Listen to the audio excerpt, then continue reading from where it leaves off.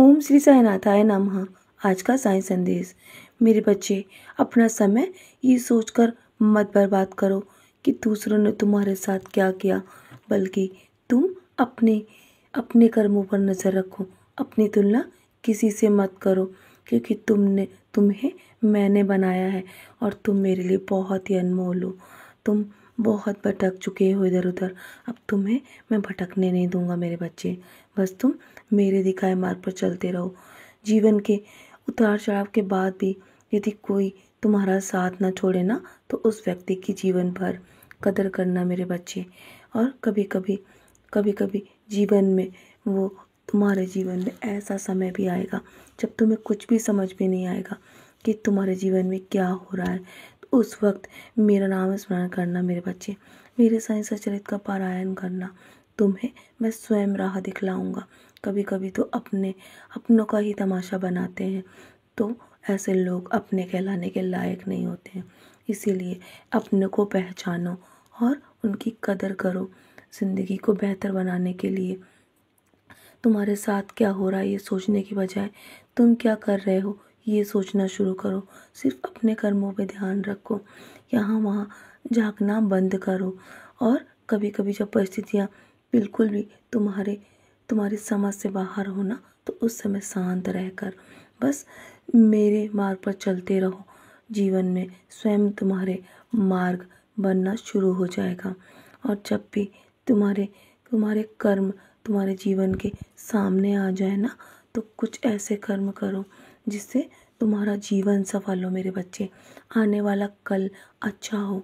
इसलिए हमेशा जीवन के हर दिन अच्छे कर्म करो, अच्छी वाणी का प्रयोग करो। लोगों का दिल कभी मत दुखाओ, चाहे लोग तुम्हारा कितना भी दिल दुखाएं, लेकिन तुम कभी भी उन्हें पलट कर जवाब मत दो। बस अपने लड़ाई को सही तरीके से लड़ो, चाहे पूरी दुनिया खिलाफ क्यों ना हो। बस हमेशा याद रखना कि तुम्हारा पिता, तुम्हारा गुरु, तुम्हारा साईं तुम्हारे साथ है मेरे बच्चे। सही कर्म वो नहीं जिसके परिणाम हमेशा सही हो, सही कर्म वो होते हैं जिसका उद्देश्य कभी गलत ना हो। इसलिए ऐसे कर्म करो जिसका उद्देश्य कभी भी गलत ना हो मेरे बच्चे। कोई भी कारण हो तो कभी भी चिढ़ो मत, गुस्सा मत करो, ना ही जोर से बोलो।